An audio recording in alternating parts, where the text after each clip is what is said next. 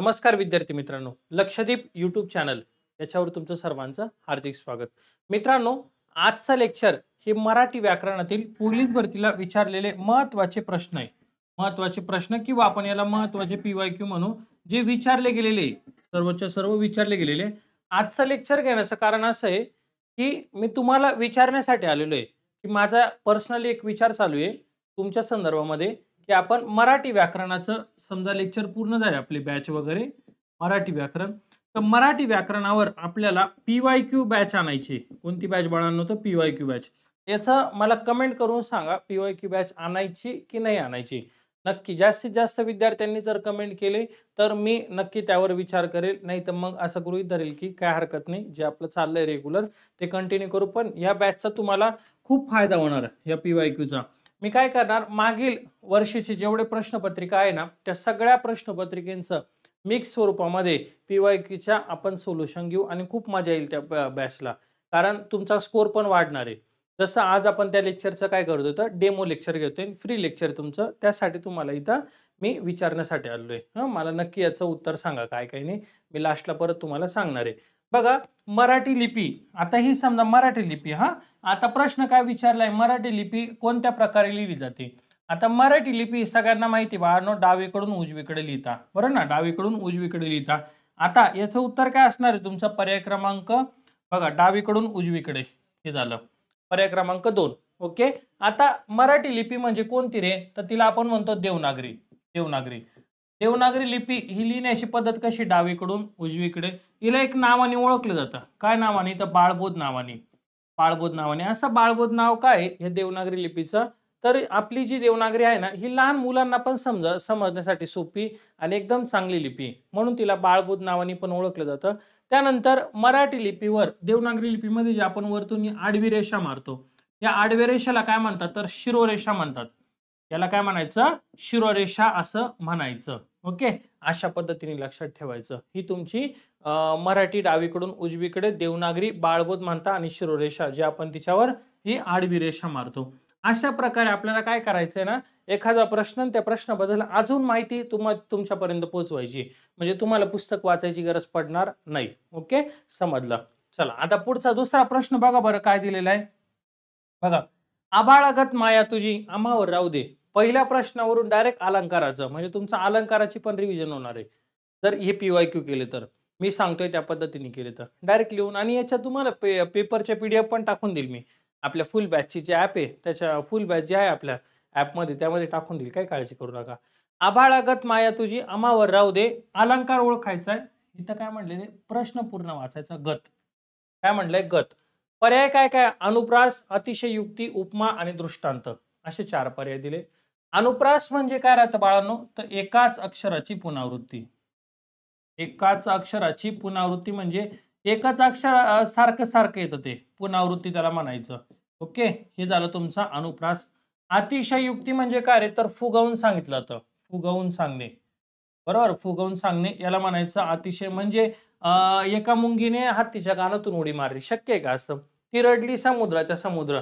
अरे ती रडू शकते, पण एवढी रडणार आहे का समुद्राच्या समुद्र? आणि मुंगी कधी हत्ती कधी मुंगीच्या कानातून किंवा नाकातून उडी मारणार आहे का? नाही मारणार ना. मग याला म्हणायचं एखादा, ठीक आहे, एखादा सांगतो माझा गोळा जातो, ठीक आहे, 12-15, पण एखादा काही सांगतो माझं 30 जातो, मी असं हे ते, मग त्याला म्हणायचं अतिशयोक्ती. त्याला काय म्हणायचं, अतिशयोक्ती. त्यानंतर दृष्टांत म्हणजे एखादा विषय तो समजण्यासाठी अजून एखाद्या वाक्याचा दृष्टांत जर द्यायचा असेल तर त्याला म्हणायचं दृष्टांत अलंकार. आणि उपमा म्हणजे काय माहिती का, एखाद्या व्यक्तीची उपमा देतोय, मग ती कोणत्या शब्दाने दिली जाते, तर बघ या शब्दाने हे शब्द पाठ करायचे. सम, समान, सारखा, प्रमाणे, प्रमाणे, परिगत. प्रमाणे परिगत म्हणजे उपमा दिली जाते. आता आभाळागत माया तुझी आम्हावर राहू दे म्हणजे आभाळासारखी माया तुझी आमच्यावर असू दे. म्हणजे इथं उपमा म्हणजे उपमा दिली आणि हे शब्द लक्षात ठेवायचे.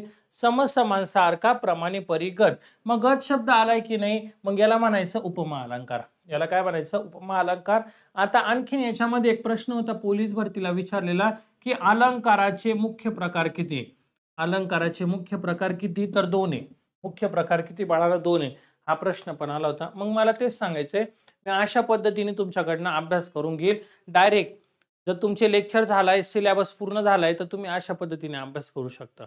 ओके, चला पुढे बघा. खालील 5 वाक्यांचा क्रम सुधारणा करून अर्थपूर्ण परिच्छेद तयार करा. आता इथं ऑप्शनमध्ये आलेलं नाहीये, त्याच्यामुळे तुम्हाला डायरेक्ट सांगतो मी. इथं बघा, शिक्षक वर्गात शिकवत होते, वर्गात एकच हाशा पिकला, मंगेश मात्र पेंगत होता, शेवटी तो गुरु लागला. सगळ्यात पहिले काय येईल? शिक्षक. योग्य क्रम लावायचा या वाक्यांचा. वर्गात शिकवित होते, शिक्षक वर्गात शिकवित होते, हा झाला पहिला. ओके. दुसरा, मंगेश मात्र पेंगत होता, येईल दुसऱ्या क्रमला. मंगेश मात्र पेंगत होता म्हणजे मंगेश मात्र झोपत होता, बरोबर ना.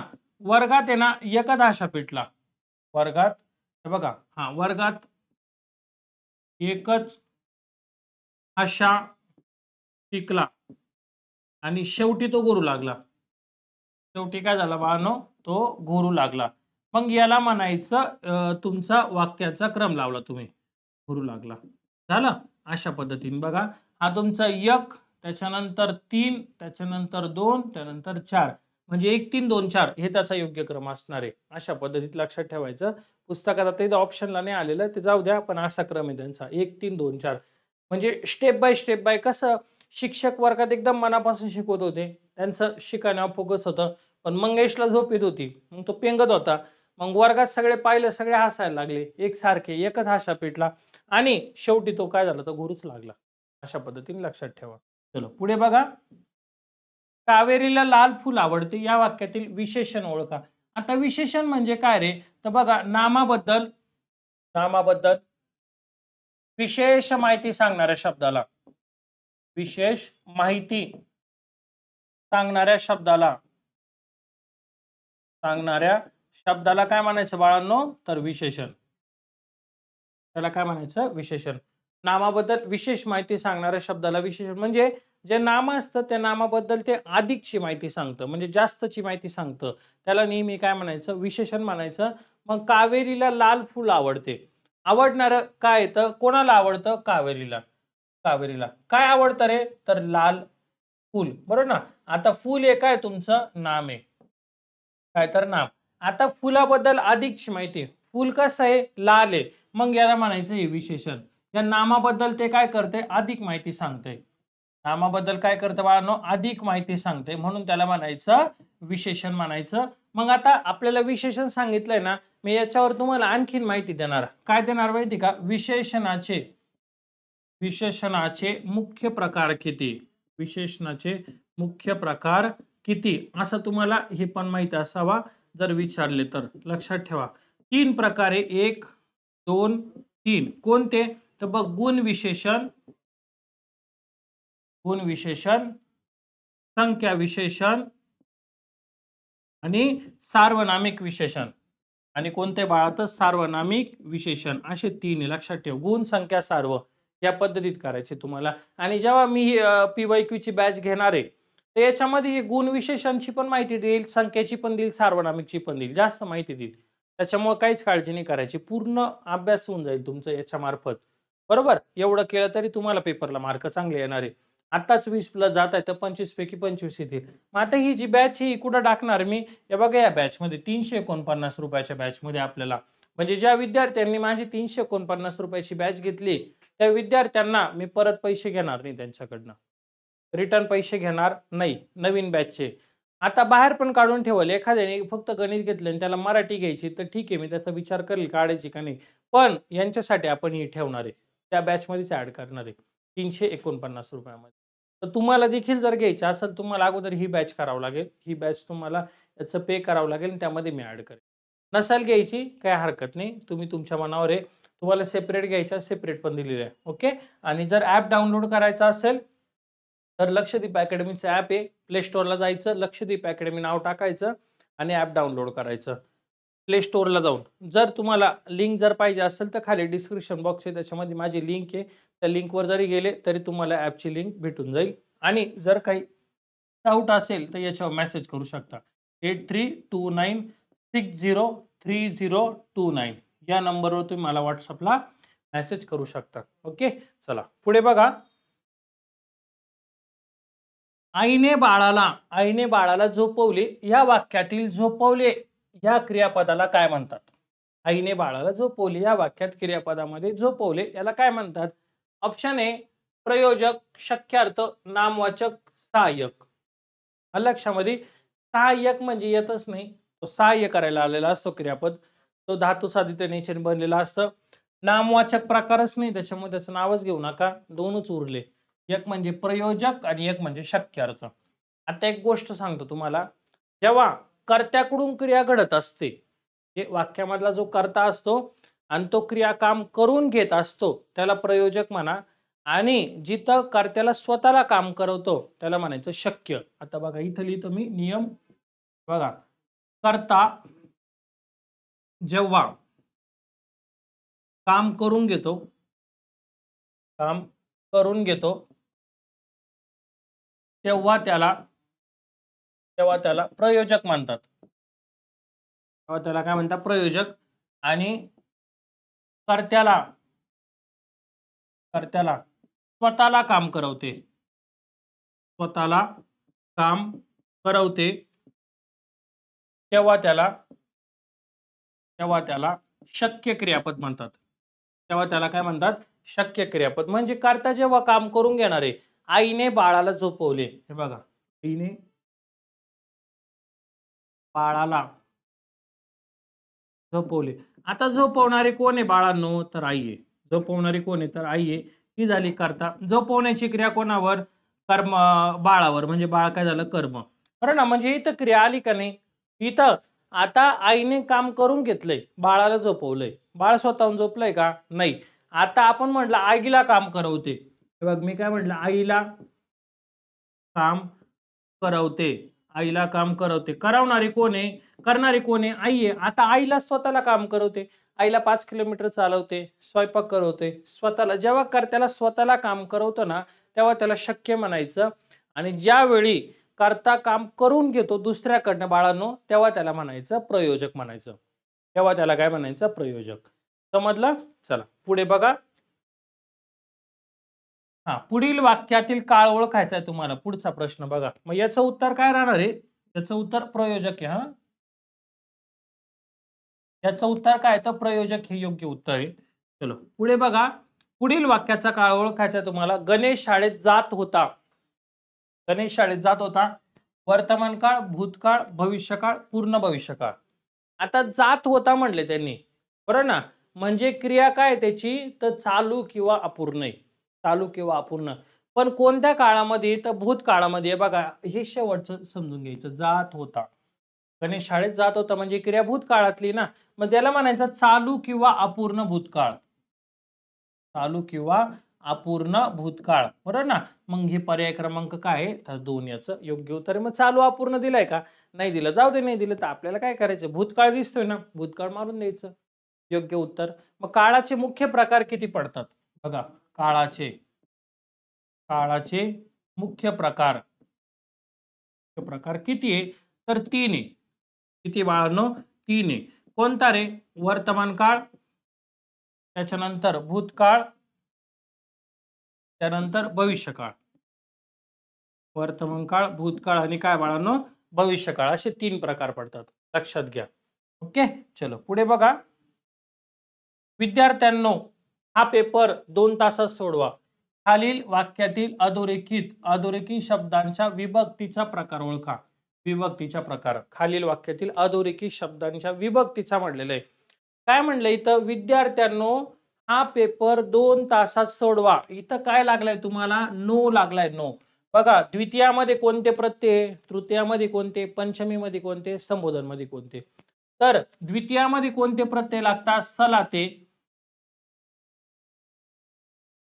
सलानाते, सलाते, सलानाते हे प्रत्यय लागतात. तृतीयामध्ये ने, हे, शी आणि नी, ची, दीर्घ ई आणि ही. ओके.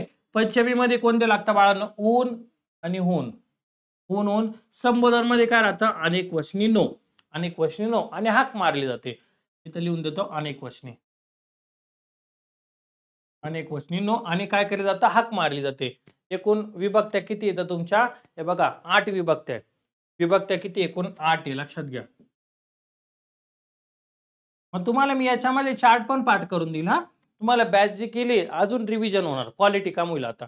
तर द्वितीयाला सला ते सलानाते, चतुर्थीला पण तेच प्रत्यय हा, सला ते सलानाते, तृतीयाला नेशी निशी दीर्घई आणि ही, पंचमीला ऊन ऊन लागतो आणि संबोधनला काय लागतो नो. मग याच्यावरनं आपल्याला लक्षात येतं का विद्यार्थ्यांनो इथं नो लागलाय म्हणजे योग्य उत्तर काय याचं, तर संबोधन हे योग्य उत्तर आहे.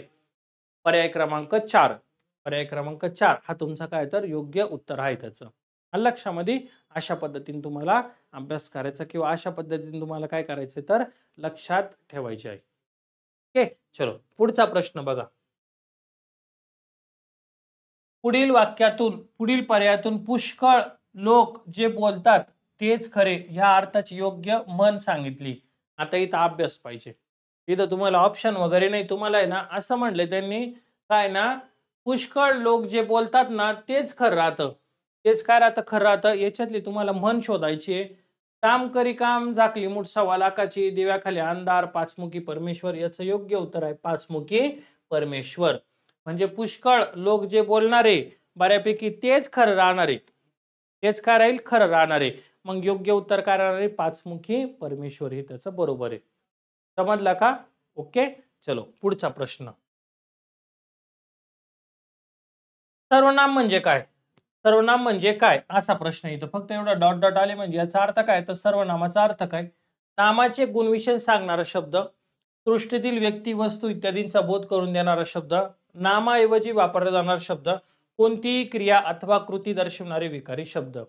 सर्वनाम म्हणजे नामाच्या ऐवजी वापरल्या जाणाऱ्या शब्दाला सर्वनाम असे म्हणतात. ही सर्वनामाची व्याख्या. पर्याय क्रमांक 3.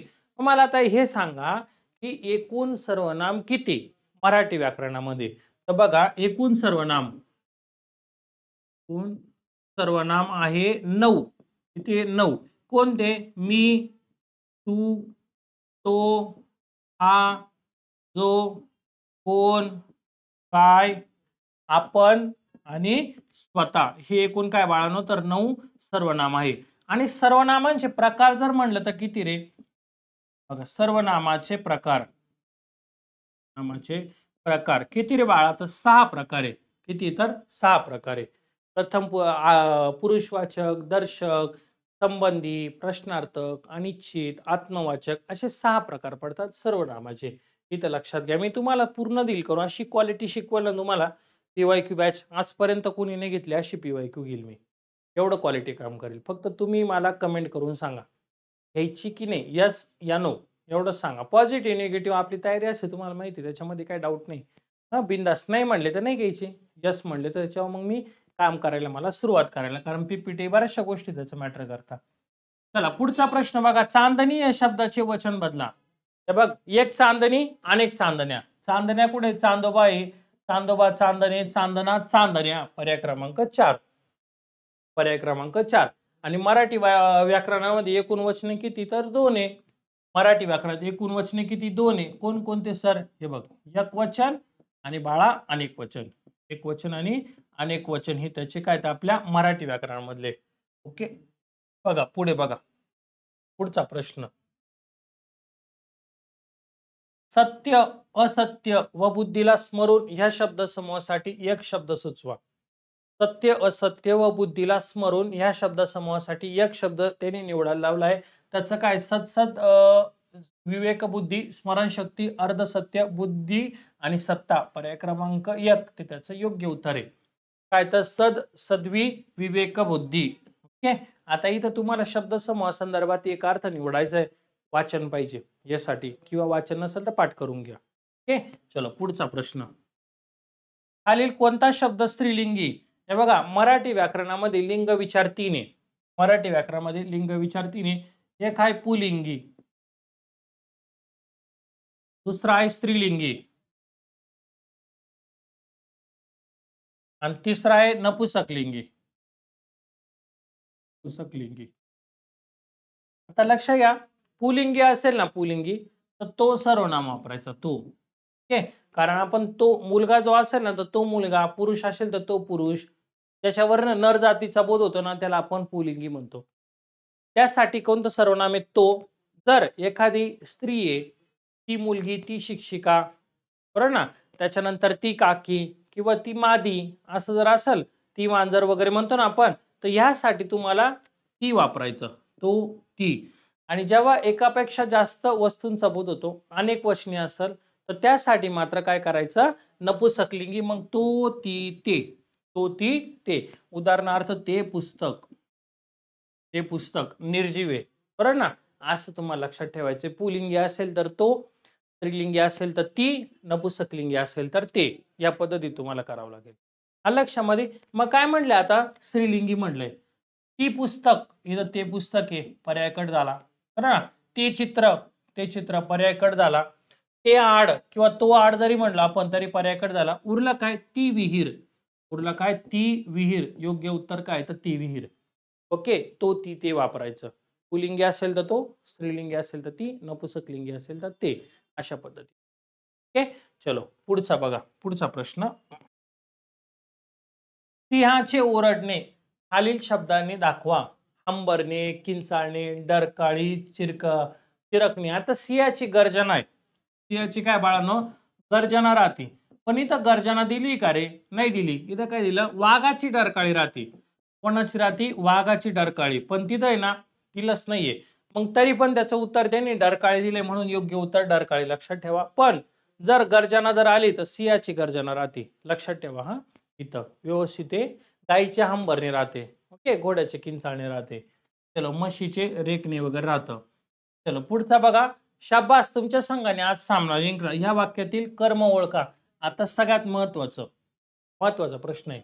असं नाही, 20च प्रश्न आहे, पण तुम्हाला देतो पूर्ण. शाबास, तुमच्या संघाने काय तर काय म्हणले तुम्हाला, आज सामना जिंकला. ह्या वाक्यातील कर्म ओळखा. कर्म कसं ओळखायचं, सगळ्यात पहिले वाक्यातला तुम्हाला कर्ता ओळखता आला पाहिजे. कर्ता. आणि कर्ता कसा ओळखायचा, तर वाक्यातील क्रियापदाला नारा, नारी, नारे. पुरुष असेल तर नारा, स्त्री असेल तर नारी, नपुसकलिंगी असेल तर नारे.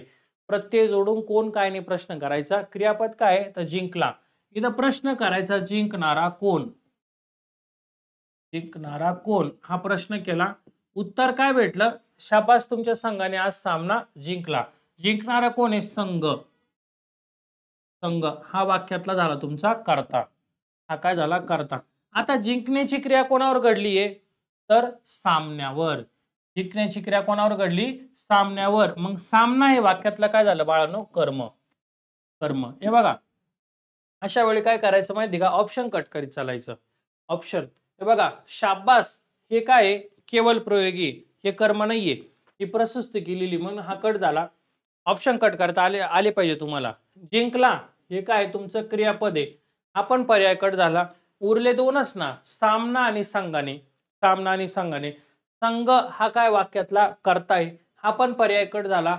मग उरलं काय रे, सामना हे त्याचं योग्य उत्तर आहे. सामना हे त्याचं काय असणार योग्य उत्तर, कारण कर्माला प्रत्यय नसतो. कर्माला प्रत्यय हा नसतो. ओके, चलो पुढे लक्ष द्या. संयुक्त स्वर म्हणजे काय, संयुक्त स्वर तर सर्व स्वर एकत्र येणे, सर्वांनी मिळून आवाज काढणे, दोन स्वर एकत्र येऊन निर्माण झालेले दीर्घ उच्चार असलेले. संयुक्त स्वर म्हणजे काय माहिती का, मराठी व्याकरणात एकूण 4 संयुक्त स्वर आहेत. 4 संयुक्त स्वर आहेत. किती बाळांनो, 4.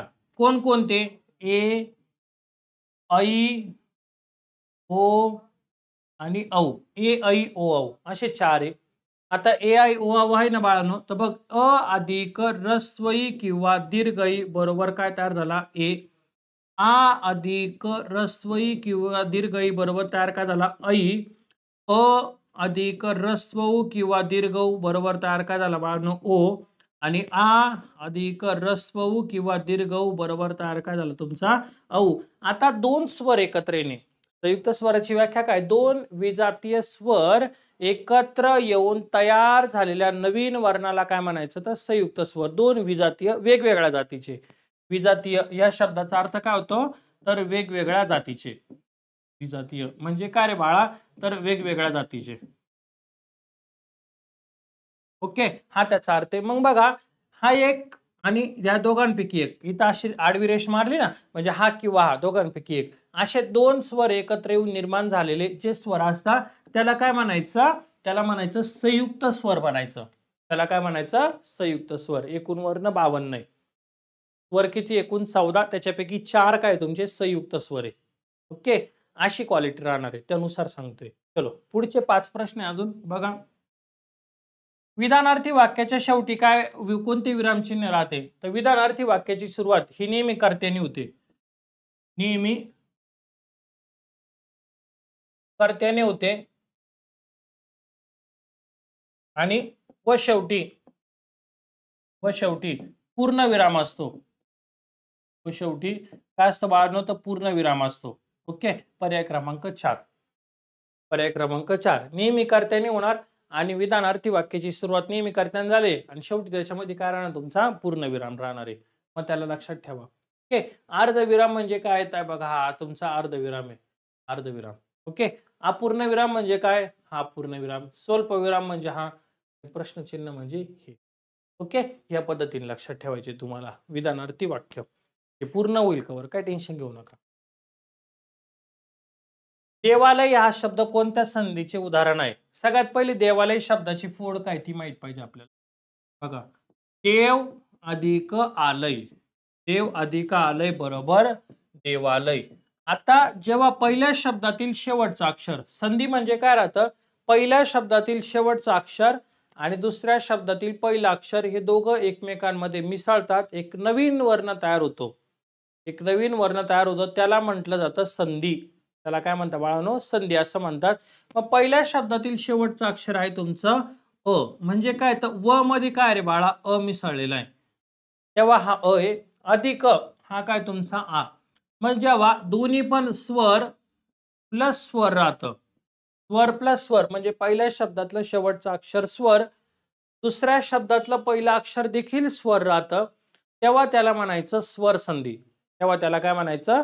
स्वर संधी असं म्हणायचं. मग इथं बघा, इथं अ अधिक अ बरोबर स्वर प्लस स्वर आला, म्हणून याचं योग्य उत्तर काय असणार आहे तुमचं? स्वर संधी हे त्याचं योग्य उत्तर आहे. पर्याय क्रमांक 2.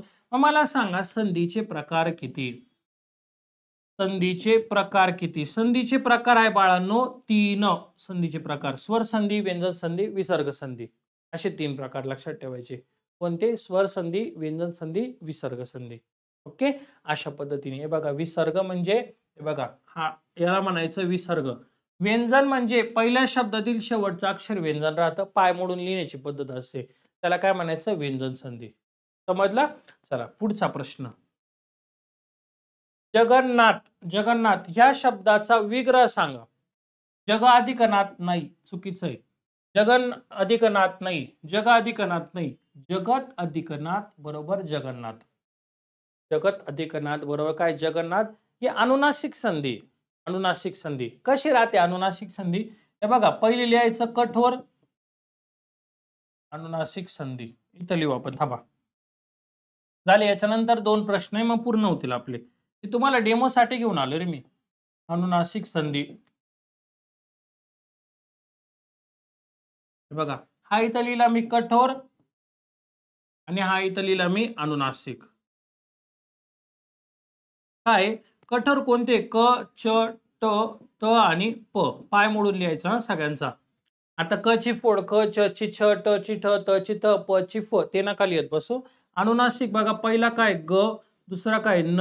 बऱ्याचशा विद्यार्थ्यांना माझी लिहिण्याची पद्धत माहिती. मी अगोदर मन नाव लिहितो आणि त्याच्यानंतर काय लिहितो? न लिहितो. ओके, झाले. आता इथं काय म्हणले? जगत अधिक नाथ. हे बघा, जगत अधिक नाथ असं म्हणलंय ना. आता हा त येतं, पहिल्या शब्दातील शेवटचा अक्षर त आहे. त या वर्गातील त्याच्याऐवजी काय घ्यायचा? हा न घ्यायचा. हा न म्हणजे काय? हा अनुनासिक आहे, म्हणून त्याला म्हणायचं अनुनासिक संधी. मग बघा, त कसा आहे रे? अर्धा आहे, म्हणून न कसा घेतला? अर्धाच घेतला. अर्धा म्हणजे कसं ओळखलं? हा जो ही जी आडवी रेष लिहिली ना, तर याला म्हणायचं पाय मोडून लिहिण्याची पद्धत. याला काय म्हणायचं बाळांनो? पाय मोडून लिहिण्याची पद्धत. मग इथं पाय मोडून लिहिलाय, मग इथं हा न लिहिला ना मी, आणि पुढील अक्षर जशाच तसं लिहायचं. जगत अधिक नाथ बरोबर जगन्नाथ, हे त्याचं योग्य उत्तर आहे. हे त्याचं काय तर योग्य उत्तर. म्हणजे कोणती संधी? व्यंजन संधी. ही व्यंजन संधी. व्यंजन संधी म्हणजे ही अशी पाय मोडून लिहिण्याची पद्धत असते. स्वर संधी म्हणजे पहिल्या शब्दातील शेवटचा अक्षर स्वर, दुसऱ्या शब्दातील पहिलं अक्षर देखील स्वर असतं. ओके, चला पुढे बघा.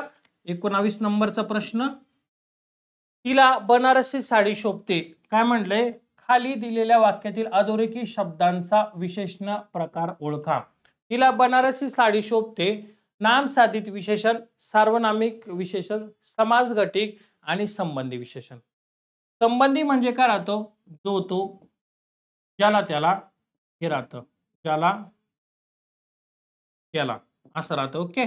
आता सार्वनामिक म्हणजे काय राहतं? सर्वनामापासून तयार झालं असतं. सर्वनामापासून तयार झालेले. ओके. समास घटिक म्हणजे काय राहतं? समासपासून तयार झालेले. समासपासून तयार झाले म्हणजे इथं आहे ना अव्ययभाव समास वगैरे राहतो, सामासिक राहतो, ते समास घटिक राहतात. मग राहिलं काय तुमचं नाम साधित. आता नाम साधित म्हणजे काय राहतं? तो मूळचा नाम राहतो शब्द. आता बनारस हे तुमचं काय मूळचं नाम आहे. बनारस हे काय बाळांनो? नाम आहे. आता या नामापासून किंवा नामाला प्रत्यय लागून तयार झालेला शब्द आहे. काय शब्द झाला तयार? तर बनारसी. काय म्हणायचं? बनारसी हा शब्द तयार झाला की नाही. मग आता हा झाला नाम साधित. नाम साधित झालं. ओके. आता बनारस हा मूळचा काय नाम आहे, हे समजलं का तुम्हाला? बरोबर समजलं, काय हरकत नाही. बनारस हा नाम आहे ना. आता बनारस पासून काय तयार झालं? बनारसी झालं. म्हणजे नामाला काय लागला? प्रत्यय लागला. मग आता नाम साधित झालं, इथपर्यंत समजलं होतं, काही डाऊट नाही. पण तो कशाचं कार्य करायला आला? विशेषणाचं. म्हणजे कोणाबद्दल विशेष माहिती सांगतोय? साडीबद्दल विशेष माहिती सांगतोय. कोणाबद्दल? तर साडीबद्दल विशेष माहिती सांगतोय, म्हणून त्याला म्हणायचं बनारसी साडी. म्हणून त्याला काय म्हणायचं? बनारसी साडी. मग त्याचं योग्य उत्तर काय? तर नाम साधित विशेषण. कोणाचं कार्य करायला आलंय ना, याची नक्की तुम्ही ना म्हणजे फीडबॅक घेत जा. तर तो आला होता बनारस साडी या शब्दाबद्दल विशेष माहिती सांगायला. म्हणून त्याला म्हणायचं नाम साधित विशेषण. पर्याय क्रमांक 1 हे त्याचं काय तर योग्य उत्तर आहे. ओके.